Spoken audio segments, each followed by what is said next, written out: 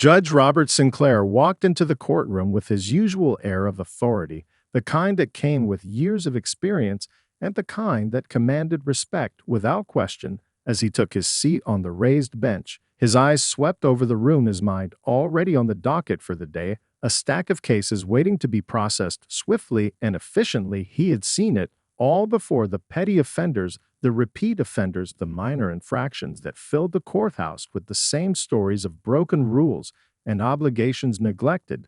But today there was something different about the way the air felt in the room. Perhaps it was the quiet anticipation that hung just below the surface, or the hum of hushed conversations that seemed to buzz around him. Before he called the first case, his gaze landed on the defendant, standing in the center of the room, Clara Williams. She was different, not just because of her presence, but because there was something about her that seemed to stand apart from the others.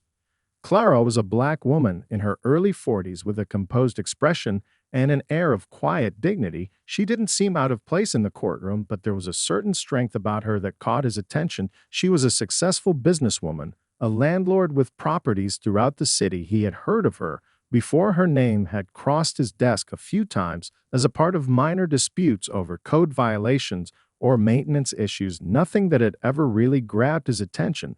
But today was different. Today, she stood before him as a defendant in a case that involved an alleged violation of housing code on one of her rental properties. It was a minor issue, but one that required his decision. Nonetheless, as she stood there waiting for his judgment, her eyes met his for a brief moment, and something flickered in them, a quiet but undeniable tension. Sinclair cleared his throat and motioned for the proceedings to begin, his voice steady and practiced. As he addressed Clara, he asked her to explain the situation, but her response was calm, measured, not one to argue or protest. Even as he listened to her side of the story, he couldn't help but notice how she carried herself with an elegance that made her seem out of place in the chaotic world of courtrooms and fines. It was as if she belonged to a different world, a world where people like her were always seen and respected. He continued listening, but his thoughts drifted for a moment to the other landlords he had dealt with in the past, the ones who had shown little regard for the rules, who had caused trouble for tenants who had sought to avoid responsibility. It was easy to categorize them, in his mind, as careless or negligent, but Clara was different. She didn't fit that mold. There was a quiet intelligence in her words and the way she handled herself that made him second-guess his usual assumptions. But the law was the law, and Sinclair knew that no matter how much he wanted to view Clara as an individual, he had to remain impartial. He had to follow the rules, even if it meant imposing a fine on a woman who seemed deserving of more respect than most of the people he had encountered in his years. As a judge, he hesitated for just a moment, but only for a moment, before delivering the verdict, a fine that would be painful for Clara, but fair according to the law. As the words left his mouth, he saw the brief flash of emotion in her eyes before she quickly masked it with a neutral expression. It was a momentary glance that seemed to say everything. She didn't argue or fight. She simply accepted his decision and turned to leave the courtroom with the same quiet dignity she had entered with. But Sinclair couldn't shake the feeling that something had just shifted in him. Something about the way she held herself had made him question his own assumptions and his role in the world that he had built around himself. Clara Williams walked out of the courtroom, the weight of the fine settling heavily in her chest, but her steps never faltered, her back straight. As she moved through the corridors of the courthouse, she could hear the murmurs of the others around her, the faint rustle of papers and the shuffle of feet. But to her it all felt distant, as if she were in another world entirely. She wasn't just any defendant, she was a black woman in a position of power and authority in a world that often tried to diminish both those things. She had felt it her whole life, that unspoken resistance, the quiet prejudice that made people question her capabilities, even when she had proven herself time and time again.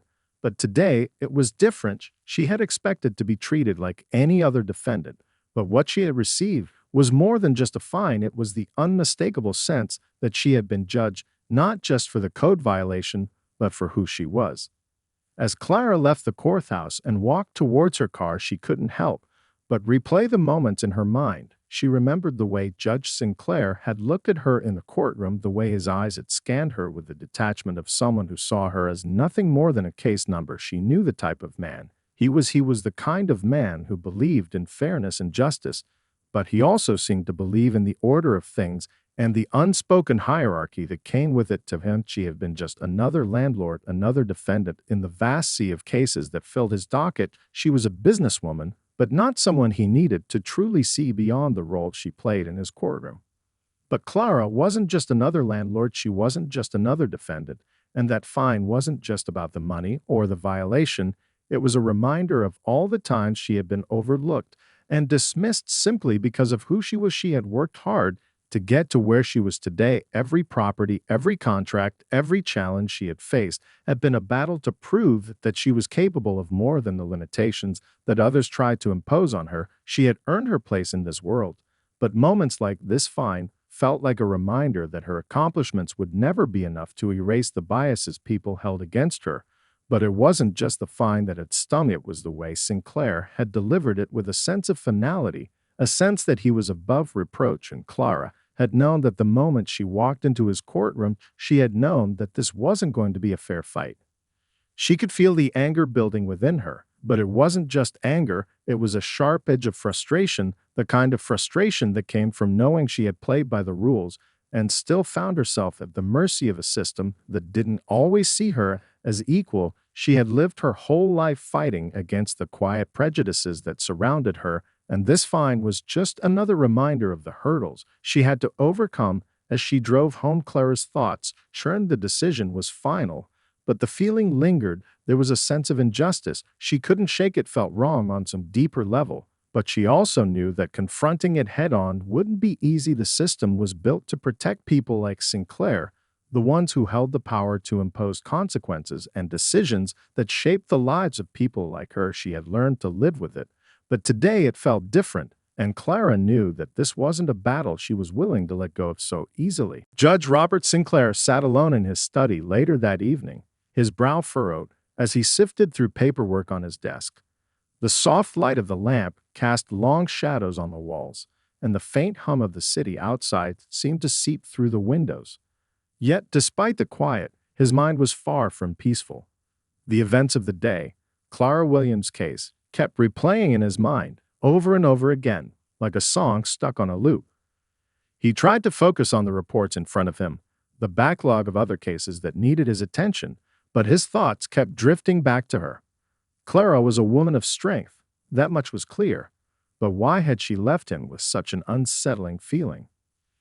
He had been a judge for over 15 years, and in that time, he had become comfortable with the routine. He was good at his job, at least that's what people said. He had prided himself on being fair, on giving everyone the same opportunity, the same impartiality, regardless of their background. But today, he hadn't been able to shake the feeling that something about the way he had treated Clara was off. The words had left his mouth without hesitation. He had been stern, almost clinical, as if she were just another name on a list. But why had her case stood out to him so much? Was it the coolness of her demeanor? The way she had accepted the fine without a word of protest? Sinclair sighed and rubbed his temples. He thought about the other landlords he had dealt with over the years, the ones who fought tooth and nail to avoid responsibility, the ones who let their properties fall into disrepair, who shirked their duties and left their tenants to fend for themselves. Clara was nothing like them. She had been respectful, dignified, and yet somehow he had sentenced her to the same consequences as the others. Why? Had she deserved that fine? Or had he imposed it because of some subconscious bias, something deep within him that he hadn't wanted to acknowledge? He thought about the courtroom again, the brief flash of emotion in her eyes when the fine had been announced. He had seen it, a flicker of disbelief, maybe even hurt. But then she had hidden it behind that calm, composed exterior of hers. Clara Williams wasn't just any defendant. She was someone who had made her mark in a world that hadn't always been kind to people like her. Sinclair knew that. He had heard whispers of her success, her hard work, and her rise in the real estate world. She was respected in the community, even if she was still fighting for recognition in some corners of the town. But in his court, she had been treated no differently than anyone else. Had that been right? The more he thought about it, the clearer it became. He had assumed she was just another landlord, just another person caught in the web of bureaucracy. But Clara Williams was more than that. she was a black woman in a position of power, a woman who had fought her way through a system that had often tried to silence or diminish her. Was it possible that Sinclair had seen her through the lens of his own biases without realizing it? The thought gnawed at him. The fine itself wasn't the issue. He had followed the law, that much was true. But the way he had treated Clara, the way he had imposed the penalty without considering the broader context of her life, it left him feeling uneasy. The unease turned into something deeper, a sense of guilt, a feeling that perhaps he hadn't been as fair as he had imagined himself to be. What kind of judge was he if he couldn't see the person standing before him? What kind of judge was he if he couldn't see her asterisk? The more Sinclair reflected, the more he realized that his job wasn't just about making decisions based on the law. It was about understanding the human beings who came before him and learning to see them for who they truly were. He had to make things right. He had to face the reality of his mistake, even if it meant admitting to a flaw he had never wanted to acknowledge. With a deep breath, Sinclair picked up the phone. It was time to take responsibility. The following morning, Sinclair couldn't shake the unease that had settled deep in his gut. He tried to focus on his work, but every case, every piece of paperwork seemed insignificant next to the lingering thoughts of Clara Williams. As he worked through his morning routine, sorting through a stack of letters that had piled up on his desk, one envelope caught his eye. It was a standard-looking envelope, plain, unremarkable, but what made him pause was the return address. It was from his landlord, Clara Williams. He had completely forgotten that she was the one who owned the building where he lived. It had been months since the last payment, and the thought of it hadn't crossed his mind in the chaos of his professional life. Curiosity overtook him. With a slight sense of dread, he opened the envelope, expecting to find the usual reminder about rent due. Instead, the letter inside was an official document detailing an upcoming rent increase. His fingers froze for a moment as he glanced over the details of the letter. The address was the same. It was her, Clara Williams. He stared at her name on the paper, realizing the significance of what he had just read. Clara Williams, the woman he had fined just the day before for a housing code violation, was not just a name in his courtroom. She was the woman who controlled his home, the woman who had the power to decide whether his living situation would stay the same or change. The realization hit him like a wave. The person he had just sentenced to a fine, the woman he had viewed through the cold, impartial lens of the law, was the very same woman who was responsible for the roof over his head. His heart skipped a beat as the weight of the irony sank in. He had no idea who she was, not really. To him, she had been just another defendant, another name on a docket. He had followed the rules, as he always did, and imposed the fine without a second thought. But now that he knew she was his landlord, the situation took on an entirely different light. Sinclair's mind raced. He had seen Clara in court the day before, her calm, dignified presence, her measured words. He had treated her with the coldness he reserved for all defendants, assuming that her role as a landlord somehow made her exempt from the same empathy he tried to offer others. But how could he have not known? The connection had been there all along, and yet he hadn't made the connection. He had made decisions that directly affected her, and yet he had never stopped to consider that she might be more than just a faceless figure in his courtroom. He felt a rising tide of guilt and discomfort. How had he been so blind? He had sat there, in his position of power, ruling over her life without ever once considering the consequences of his actions. He had assumed that his power as a judge made him immune to the complexities of the people who appeared before him. How had he let this happen?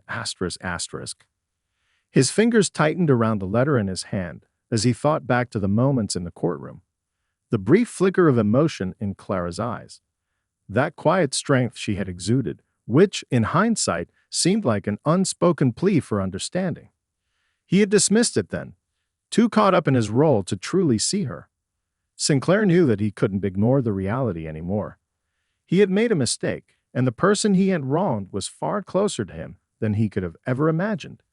He couldn't let the situation stand as it was. It was time to face Clara, not as a judge, but as a man who had realized just how far his own biases had taken him away from true justice. The decision was clear. He would reach out to her. He had to make things right. Judge Sinclair couldn't wait any longer. The guilt he had been wrestling with all day now felt like a weight pressing down on his chest. He couldn't avoid it any longer, and certainly not when Clara Williams was so close, just a few blocks away in the same building he called home.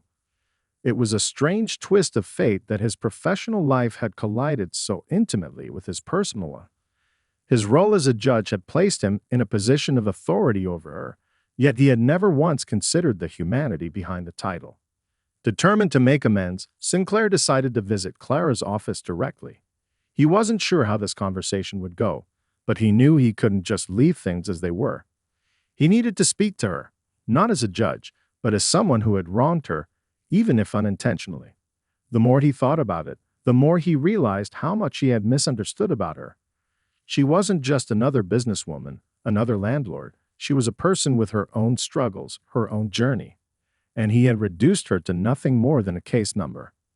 After a long and uneasy drive through the city, Sinclair parked outside the small building that housed Clara's real estate business. It was modest, a reflection of her down-to-earth nature. The white walls and large windows gave the space an open, welcoming feel. He took a deep breath before walking inside, his mind racing with what to say. He had spent hours rehearsing in his head, but now that the moment was here, words seemed to fail him. Inside, Clara sat behind a large wooden desk, her attention on a stack of papers in front of her. She looked up as Sinclair entered, her face briefly registering surprise before it shifted to neutral, a mask of professionalism. "Judge Sinclair," she said, standing to greet him, her tone polite but distant. "What can I help you with today?" Sinclair paused, his hands slightly trembling as he took in the sight of her, strong, composed, and yet so much more than the image he had previously held of her. He wasn't sure what he had expected when he walked in, but now that he was here, all the rehearsed speeches felt inadequate. "Clara," he began, his voice more vulnerable than he had intended. "I've come to apologize. I've realized something, and I need to make it right." She didn't respond immediately. Instead, she studied him carefully, her gaze sharp, as though weighing his sincerity. There was a long, pregnant pause before she spoke again. "What do you mean?" she asked, though there was no accusation in her voice, just quiet curiosity. "I made a mistake," Sinclair admitted, his voice quiet but earnest. "When I sentenced you to that fine, I didn't see you for who you are. I didn't see the person behind the case number, and I failed to recognize that you are not just any landlord. You're my landlord, and that means something." Clara's expression softened, but she said nothing. Sinclair continued, his words flowing more freely now, as if the admission had unlocked something in him. "I've been so focused on the law, on following procedure, that I forgot the most important thing. People matter. You matter. I treated you like a faceless figure in my court, and I deeply regret it." Clara looked at him for a moment, her expression unreadable. Sinclair waited, holding his breath, unsure if she would accept his apology or dismiss him entirely. Finally, Clara spoke, her voice measured, but there was a warmth to it that surprised him. "I'm not looking for special treatment, Judge Sinclair," she said. "I don't need your apology, but I do appreciate it." Sinclair felt a rush of relief, but it was short-lived. He knew this wasn't the end of the conversation. He had opened a door, but it wasn't enough to just acknowledge his mistake. "I've been thinking," he said, "and I want to do more than apologize. I want to make sure that you are treated fairly, not just by me, but by the system. What happened in my courtroom shouldn't have happened, and I want to make it right." Clara regarded him carefully, as if trying to gauge his sincerity. Finally, she nodded slowly. "I appreciate that," she said, "but the truth is, your apology alone isn't enough. You'll have to show me, and others, that you've truly learned something from this." Sinclair nodded, understanding the weight of her words. It wasn't just about this one mistake. It was about doing better in the future. It was about actively seeing people, not just their roles, but who they really were. "I will," he said quietly. "I promise you that." For the first time since walking into her office, Sinclair felt a sense of calm settle in his chest. He hadn't just come to apologize. He had come to understand. And in that understanding, there was a chance for change, not just for him, but for the system that had allowed his biases to go unchecked. And maybe, just maybe, for Clara Williams as well. The days following Sinclair's meeting with Clara were filled with an uneasy but necessary self-reflection. He couldn't erase the lingering discomfort from his mind. Despite her graciousness, he knew his apology was only the first step, and he wasn't sure if he was ready for the full weight of what came next. What he had done in that courtroom, how he had treated Clara as just another case, was a reflection of the very system he had spent years upholding. It wasn't just a mistake. It was a symptom of a deeper issue that ran through the entire legal process, one he had ignored for far too long. As the weeks went by, Sinclair worked harder to confront this new reality. He took every opportunity to revisit his past decisions, combing through cases he had handled with fresh eyes. He thought about the subtle biases that had shaped his actions without him even realizing it, assumptions he'd made based on race, class, and status, all of which had influenced the way he sentenced people. He had always prided himself on his impartiality, but now he saw how that very belief had allowed him to ignore the humanity behind the judgments he made. Clara, however, was still on his mind. After their meeting, she had continued her work, remaining professional and polite whenever they crossed paths, but she had been distant. Sinclair understood. She didn't need him to walk around apologizing for every little thing. What she needed was for him to prove that he could do better, that he could learn from this experience and take meaningful action. His first test came sooner than he expected. A few weeks after his conversation with Clara, another case came to his court involving a landlord and tenant dispute. The case was not unlike Clara's, involving maintenance issues and a neglect of responsibility on the landlord's part. The defendant was a middle-aged man named Richard Moore, a wealthy businessman who owned several properties in the city. Moore was known for his disregard for tenant rights, and the tenants in question had repeatedly complained about poor living conditions. Sinclair found himself growing increasingly frustrated as he listened to Moore's dismissive responses in the courtroom. The man was arrogant, refusing to take responsibility for his actions and blaming everything on his tenants. Sinclair felt the old familiar urge to impose a fine and move on, to punish the man for his disregard of the law. But something in the back of his mind told him to pause. He looked at Moore, and instead of seeing him through the lens of his wealth and status, he thought of Clara, how she had accepted her fine with dignity, how she had proven herself to be responsible, and how she was trying to make a difference in her own way. As Moore continued to speak, Sinclair's frustration grew. Moore's arrogance was a stark contrast to Clara's calm strength. It was then that Sinclair realized something that hadn't occurred to him before. He had been more willing to show empathy to Clara because she was someone he could respect, someone who had worked hard for everything she had, but he hadn't been as willing to extend that same respect to others, particularly those who didn't fit his idea of what a responsible citizen should look like. The moment was jarring. Sinclair's role as a judge was not just about following the law. It was about seeing the individual in front of him, about understanding their circumstances, their challenges, and their humanity. As Moore continued to protest, Sinclair spoke up, his voice steady but firm. "Mr. Moore," he said, "you are in my courtroom today not because of some technicality, but because you failed to take responsibility for your tenants' living conditions. You've neglected your duties as a landlord, and that will have consequences." There was a sharp pause as Moore glared at him. But Sinclair stood his ground, not willing to let the man's arrogance cloud his judgment. He imposed a fine far greater than Moore expected, knowing that this was the kind of judgment that sent a message, not just to Moore, but to himself. He wasn't going to allow wealth or status to influence his decisions anymore. The case concluded with Moore's angry protests, but Sinclair didn't feel the usual sense of satisfaction from imposing the penalty. Instead, he felt something more. Clarity. He was no longer acting out of the need to prove himself or appease the system. He was acting because it was the right thing to do. In that moment, Sinclair understood something profound about his own role, not just as a judge, but as a person who had the power to shape the lives of others.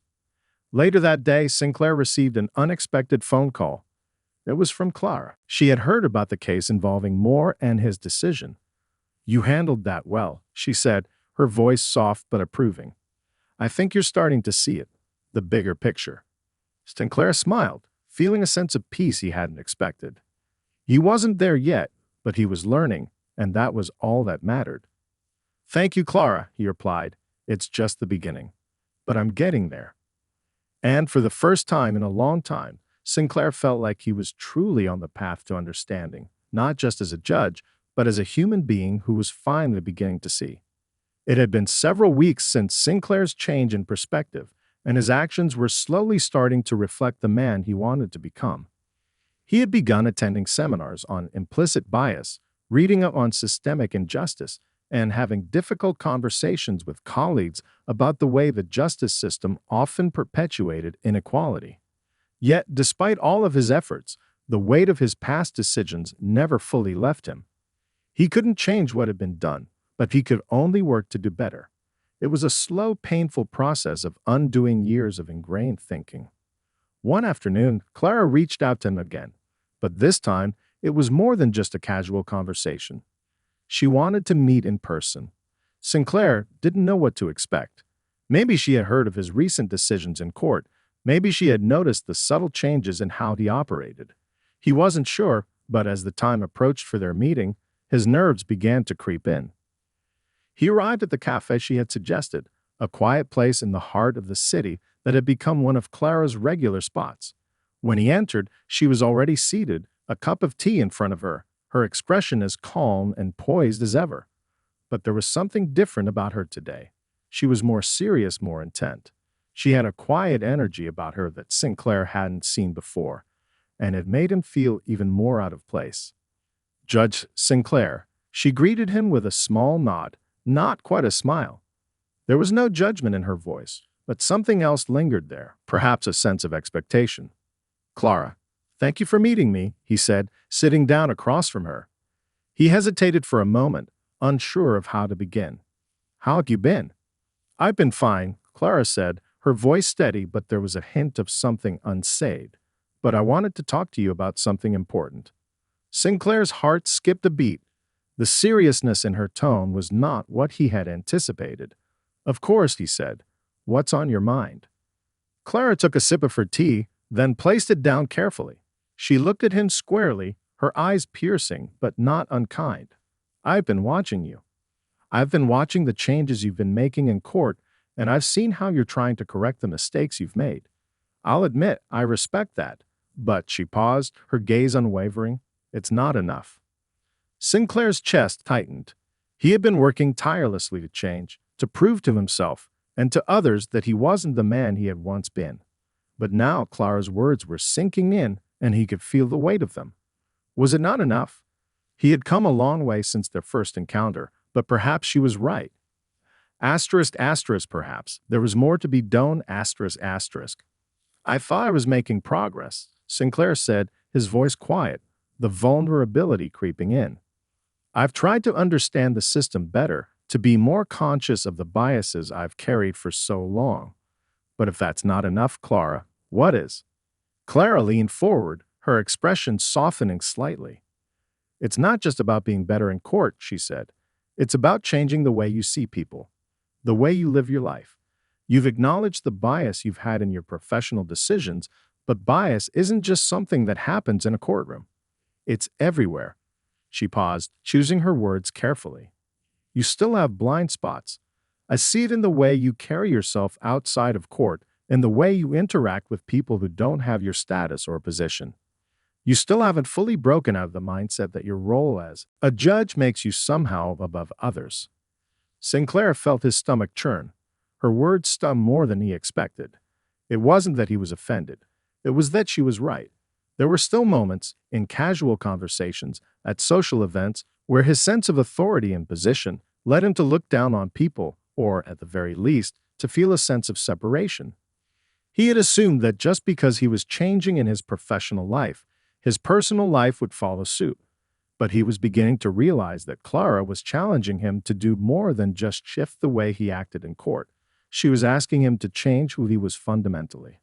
"What should I do?" he asked, his voice raw with frustration and self-awareness. "How do I fix this? How do I stop seeing people like they're less than me?" Clara's expression softened further, and for the first time in a long while, she allowed a small smile to touch her lips. "It's not about fixing yourself, Sinclair," she said gently. "It's about listening. Truly listening to people, not just when you're judging them, but when you're in their presence. It's about empathy. Not the kind you feel when you're judging a case, but the kind you feel when you're just being human. And it's about acknowledging that you are part of the system, too." Sinclair sat back, absorbing her words. The silence between them was heavy, but not uncomfortable. He knew now that he wasn't just grappling with changing the way he viewed others. He was grappling with confronting the parts of himself he had long buried, parts that didn't fit into the image of the judge he had tried to become. Clara's words rang in his ears as the conversation continued. It was time to listen, not just as a judge, but as a man who had learned the hard way that change wasn't a destination. It was a continuous journey, and maybe, just maybe, he was finally on the right path. The weeks following that conversation with Clara were some of the most challenging yet transformative in Sinclair's life. What Clara had said to him continued to echo in his mind, stirring up questions he had never fully asked himself. He had believed that changing the way he operated in his courtroom was enough, that acknowledging his biases and adjusting his decisions would suffice. But Clara had shown him that true change couldn't just be about the legal system. It had to permeate every aspect of his life. He had to see people as people, not roles, not cases, but human beings, deserving of respect and dignity. Sinclair started small. He made an effort to engage more meaningfully with people around him, not just as a judge, but as someone trying to understand their lives. He volunteered at local community outreach programs, listening to the stories of people who had been affected by the system he had long been a part of. It wasn't enough to just attend meetings or read articles on systemic injustice. He needed to immerse himself in the lived experiences of those who had faced the consequences of those injustices. At first, it was uncomfortable. The stories were raw, painful, and often full of anger, and Sinclair could feel the weight of guilt each time someone opened up about how the system had failed them. But as time passed, he began to understand the complexity of the issues at hand. These were not just legal cases, they were people's lives, and with each story, Sinclair found himself breaking down the walls of detachment that had once shielded him. Meanwhile, Clara had become an unexpected but steady presence in his life. Their relationship was no longer defined by his role as a judge and her role as a landlord. They were now two people who understood each other's struggles.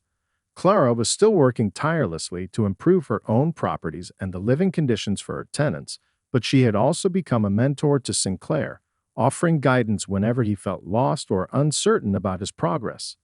One afternoon, Clara invited Sinclair to join her at a community meeting, where tenants were gathered to discuss issues of housing and rights. It was a small, intimate gathering, but it was here that Sinclair felt the true impact of his transformation. He was no longer the judge sitting behind a desk, passing judgment from above. Instead, he was among the people, listening, asking questions, and most importantly, learning. As the meeting progressed, Clara stood up to speak. Sinclair watched as she confidently addressed the room, advocating for fair treatment and better living conditions for her tenants. It was a side of her he hadn't seen before, strong, unapologetic, and deeply passionate about the community she served. He admired her even more in that moment. She wasn't just a landlord. She was an advocate, a leader, someone who had lived through struggles and understood the value of true empathy. After the meeting, Sinclair found himself reflecting on everything he had learned from Clara, not just about fairness in the legal system, but about humanity. Clara had shown him that real leadership wasn't about power, it was about service. It was about lifting others up and using one's position for good, not just self-interest. It was a lesson Sinclair would carry with him for the rest of his life. The turning point came when Sinclair found himself presiding over a case involving a young man named Malik, who had been charged with a petty crime. The case seemed simple at first, but as he listened to Malik's story, Sinclair realized that this was no ordinary case. Malik had grown up in a neighborhood ravaged by poverty, with limited opportunities, and had been caught in a cycle of arrest and incarceration. The legal system, in all its complexity, had failed him. Sinclair thought of Clara's words, of everything he had learned. He knew he had a choice. He could impose a harsh sentence, as he might have in the past, or he could make a decision that considered the young man's circumstances, his future. For the first time, Sinclair did something he had never done before. He took a step back, considered the bigger picture, and offered Malik an alternative, a chance for rehabilitation, community service, and the opportunity to turn his life around. The sentence was unconventional, but it was fair, and it was the right thing to do. The courtroom fell silent as Malik's lawyer and the prosecution stared at him in disbelief. It was unprecedented, but it was also exactly what was needed. Sinclair had made a decision not based on his power, but on his understanding of the man in front of him. It was a moment of redemption for Sinclair, one that felt more meaningful than any ruling he had ever handed down. Later, as Sinclair walked out of the courtroom, Clara was waiting for him outside. She didn't need to say a word. Her smile told him everything he needed to know. He had changed ***. In the months that followed, Sinclair continued his work in the community, striving to be a better person, a better judge, and a better ally. He knew the journey wasn't over, but for the first time in his life, he felt as though he was on the right path. The lessons Clara had taught him had reshaped his understanding of the law and of life itself. He was no longer the detached judge of his past. He was now a man who saw people for who they truly were, and that made all the difference. And as Sinclair looked back at the city skyline, he knew that, with Clara's guidance, he was just beginning to scratch the surface of what it meant to be truly just.